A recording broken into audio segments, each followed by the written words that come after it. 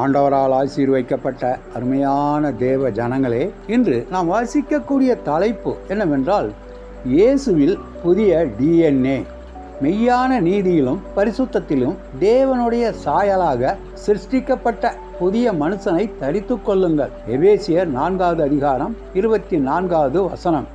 Chris என்பவர் உயிர்காக்கும் எலும்பு மஜ்ஜை மாற்று சிகிச்சை செய்து கொண்டார். அந்த மாற்று அறுவை சிகிச்சை 4 ஆண்டுகளுக்கு பிறகு அவரது இரத்தத்தை பரிசோதனை செய்தார். அவருடைய சிகிச்சைக்கு தேவைப்பட்ட மஜ்ஜை நன்கொடையா அளித்தவரிடமிருந்து அவருக்கு கிடைத்தது. ஆனால் ஆச்சரியம் என்னவெனில், கிறிஸ்டின் இரத்தத்தில் உள்ள DNA அவரது நன்கொடையாளருடையது, அவருடையது அல்ல. பலவீனமான இரத்தத்தை நன்கொடையாளரின் ஆரோக்கியமான இரத்தத்துடன் மாற்றுவதே செயல்முறையின் குறிக்கோளாக இருந்ததால் இது அர்த்தமுள்ளதாகவே தென்பட்டது. ஆனாலும் கிறிஸ்டின் கன்னங்கள், உதடுகள் மற்றும் நாக்கு ஆகியவை கூட நன்கொடையாளரின் DNAவையே காண்பித்தது. அவருடைய வெளிப்புற தோற்றம், எண்ணங்கள் ஆகியவைகளில் அவர் அவராகவே இருந்தாலும் ஏதோ சில வழிகளில் அவர் வேறொருவராக மாறிவிட்டார். கிறிஸ்டின் அனுபவம் ரட்சிக்கப்பட்ட ஒரு நபரின் வாழ்க்கையில் என்னென்ன நடக்கிறது என்பதற்கு ஏறத்தாழ ஒத்துள்ளது. நாம் கிறிஸ்துவை நம்பும்போது நம்முடைய ஆவி மறுரூபம் அடைந்து நாம் புது சிருஷ்டியாய் மாற்றப்படுகிறோம். 2 கொரிந்தியர் 5வது அதிகாரம் 17வது வசனம்.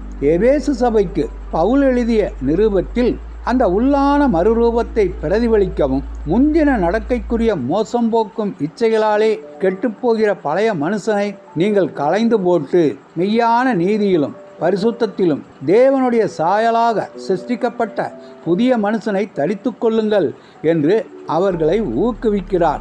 எபேசியர் 4வது அதிகாரம் 22வது வசனமும் 24வது வசனமும். கிறிஸ்துவுக்காக பிரித்தெடுக்கப்பட வேண்டும். இயேசுவின் மறுரூபமாக்கும் வல்லமை நமக்குள் கிரியை செய்வதை பார்ப்பதற்கு DNA பரிசோதனையோ அல்லது இரத்த பரிசோதனையோ செய்ய வேண்டிய அவசியமே இல்லை.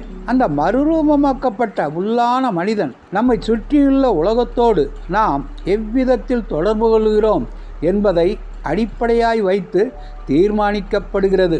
நாம் ஒருவருக்கொருவர் தயவாயும் மன உருக்கமாயும் இருந்து கிறிஸ்துவுக்குள் தேவன் நமக்கு மன்னித்தது போல நாமும் மற்றவர்களை மன்னிக்கிறோமா என்பதை வைத்து தீர்மானிக்கப்படுகிறது.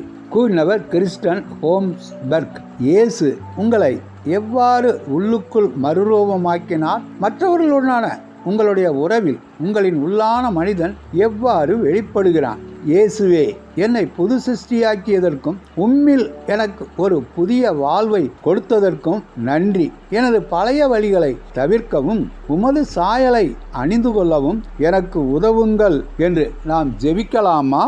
ஆண்டவர் தாமே நம் அனைவரையும் ஆசீர்வதிப்பாராக. ஆமென்.